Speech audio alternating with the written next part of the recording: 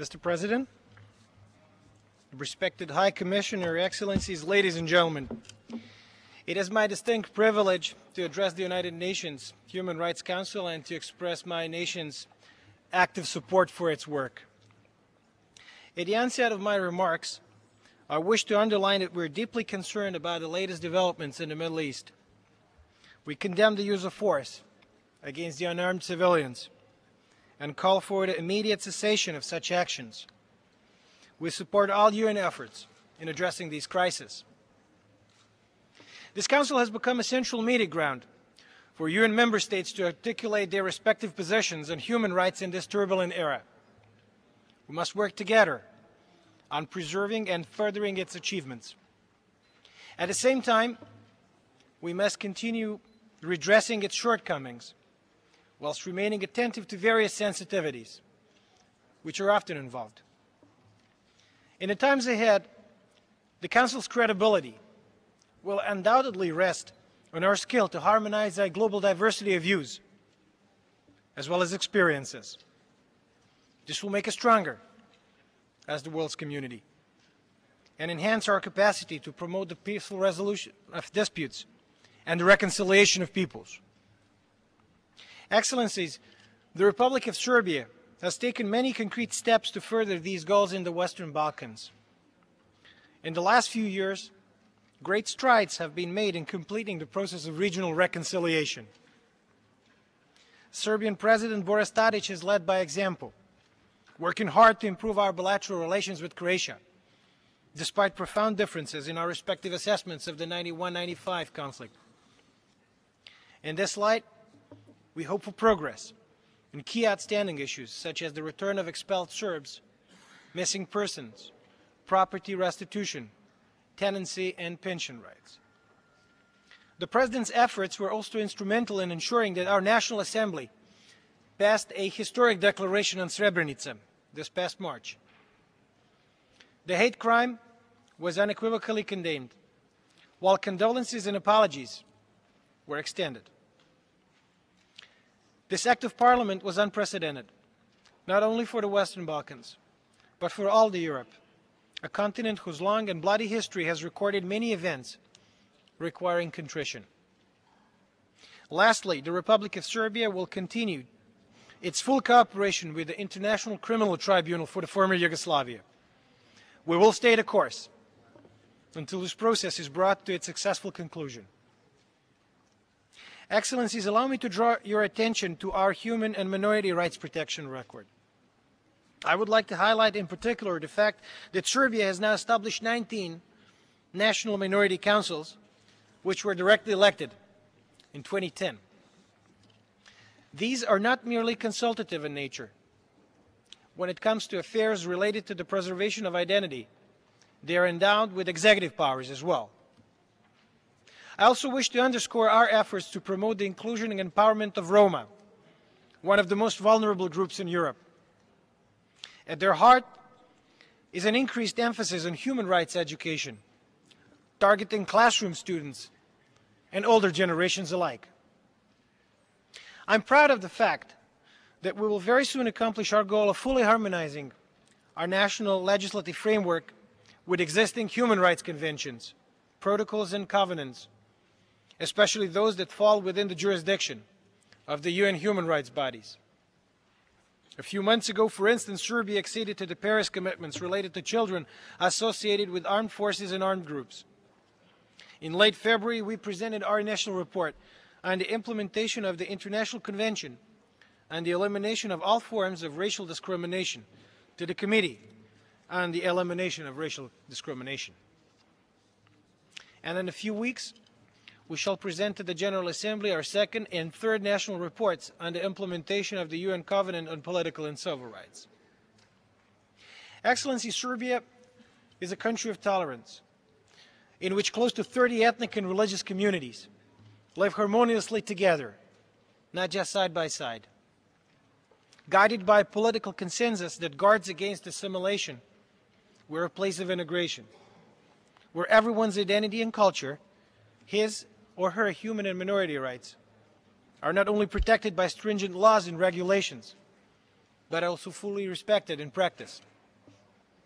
Unfortunately, there is one area within the constitutional border of Serbia where human rights standards are not adequately observed, and that is Kosovo. On the basis of UN Security Council Resolution 1244, adopted in June '99, our southern province has been under the International Interim Administration. Since that time, more than 150 Serbian Orthodox monasteries and churches have been destroyed in wanton acts of cultural cleansing, including 35 in a 3-day Blitz pogrom of March 2004. Standing in stark contrast to the rest of Serbia, the state of human rights there is dismal, especially with regards to the non-Albanian communities. More than 200,000 Kosovo Serbs have been ethnically cleansed, half the pre-conflict population. Hundreds of others have been killed, and thousands more injured. Tens of thousands of homes and businesses have been destroyed, and tens of thousands others have been illegally occupied. This accords with the September 2010 Amnesty International report, which states that, quote, the UNHCR and other international organizations do not consider that conditions for the sustainable return for Serbs currently exist in Kosovo. The same document concludes that the situation at present and for the long term is both unstable and uncertain. In addition, the endemic corruption in Kosovo remains a serious problem. Transparency International's Global Corruption Barometer of 2010 classifies Kosovo as the most corrupt territory in Europe. The UNDP's 2010 Democratization Index for Kosovo concludes that, quote, democratic processes in Kosovo do not fulfill the democratic standards, while Freedom House failed to classify Kosovo as an electoral democracy. This was even before the December parliamentary elections, where, according to independent observers, fraud was rampant, triggering several revotes and recounts, and also before the legitimacy of last week's vote on the territory's so-called president was challenged in court by a third of the Assembly's ethnic Albanian members. These assessments are central to the understanding of the grim reality of Kosovo today. Excellencies, when I addressed the UN Human Rights Council last March, I drew attention to allegations that leading Kosovo Albanian public figures had been involved in the harvesting and sale of human organs before, during, and after the conflict of 1999. Earlier this year, a Council of Europe Parliamentary Assembly report entitled Inhuman Treatment of People and Illicit Trafficking in Human Organs in Kosovo reasserted these dreadful contentions, which have shocked the conscience of the world. The report states that the so-called Kosovo Liberation Army engaged in money laundering, smuggling of drugs and weapons, as well as human trafficking, and that it bears primary responsibility for the fate of many hundreds of kidnapped civilians. According to the report, the abductees were then sent from Kosovo to the secret detention camps in the Republic of Albania. Once there, the Serbs who were abducted were singled out for forced surgery before being murdered. Their internal organs were extracted and sold on the international black market. The report explicitly identifies Hashim Thaçi, Kosovo's so-called prime minister, as the group's leader. It also categorizes Javed Haliti, the currently deputy speaker of Kosovo Assembly, as a key personality of organized crime in Kosovo, and names one of Hashim Thaçi's current advisors, Shaip Muya, as apparently leading co-conspirator in the trafficking of human organs. Ladies and gentlemen, harvesting and smuggling part of people's bodies is a human rights violation of the highest order. We must therefore together insist on a credible, and transparent international criminal investigation to ascertain the veracity of those unconscionable allegations. To be effective and comprehensive in scope, it must be internationally mandated as well as internationally accountable. It must also be able to provide an effective witness protection program in order to guarantee credible testimony by all without a fear of retribution. The alleged criminal trail, according to the report of the Council of Europe, leads not only to a number of European countries, but also into parts of Africa, Asia, and the Middle East. This is a highly complex case that needs to be handled with extraordinary care. A single authority must ultimately coordinate the investigation process, manage the jurisdiction issues, and ensure the proper administration of justice. Such an authority does not currently exist. Serbia has therefore asked for the establishment of an ad hoc investigating mechanism created by and accountable to the UN Security Council. Let me underline the fact that we welcome the role that the European Rule of Law mission in Kosovo can play in the investigation to come. There is no doubt that EULEX's contribution to uncovering the truth about what happened inside the territory of Kosovo itself will be critical. But EULEX's mandate is clearly defined.